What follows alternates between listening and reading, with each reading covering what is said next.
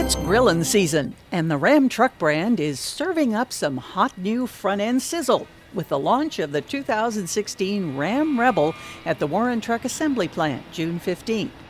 The unique, bold look of the new Rebel grill continues a nearly 6-decade design tradition of separating the brand from the rest of the pack. They actually started out just being the same grills as there were on the passenger cars because the trucks were built on passenger car chassis. It wasn't until 1929 that we built a specific pickup truck that was not based on a passenger car chassis. In the 1950s is when we adopted a truck-only front grill and the whole front fascia. And then it started changing every 2 to 3 years. It might just be the grill insert that would change, or a headlight change, or the parking lights would change. So you're driving down the road, you couldn't tell the difference between a 1972 or 74 Dodge truck. In 1994, we brought out the Ram with the grill, the crossbar. The designers and the marketing and the Ram truck people said, let's do something different, and we did and brought it out. It really shook the truck market, and all of a sudden we had 15% of the market within a couple of years. When Ram split with the Dodge brand, they really brought in a real fresh look to the grill. The crossbar grill was still there, but the inserts changed, the shape of the grill changed. It's really been an evolution over the years. And it kicked up yet another notch when Ram again looked to the Grillmasters to unleash their creative energy on the Rebel and the soon-to-launch Laramie Limited.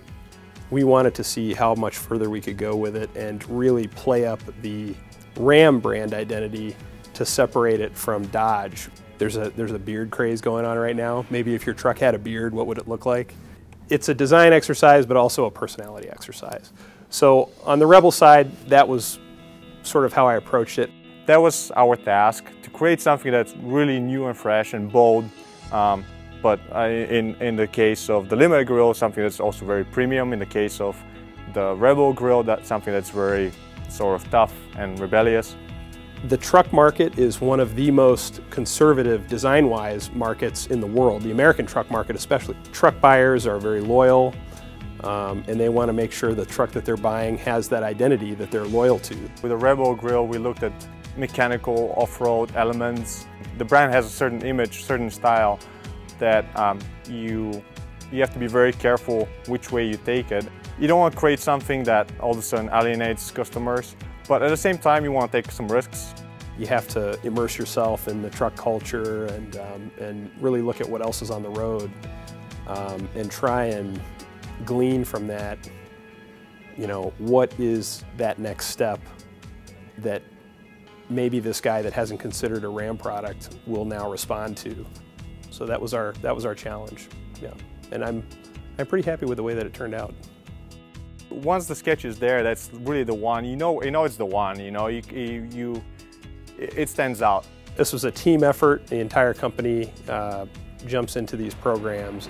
We worked heavily with the Aero team. They've got to make sure that they cool. So even though we're designing a very new and cool looking grill, it's got to be able to cool the motors. Otherwise, it's not going to be value added for the customers. At the end of the day, you're creating the vision for the brand, You're trying to move this brand into the future. So it's a very exciting thing for everyone, that's involved. This isn't something that we're doing to all of the trucks. This is something that we're just delving into as a starting point and then, seeing if we can even evolve it from there.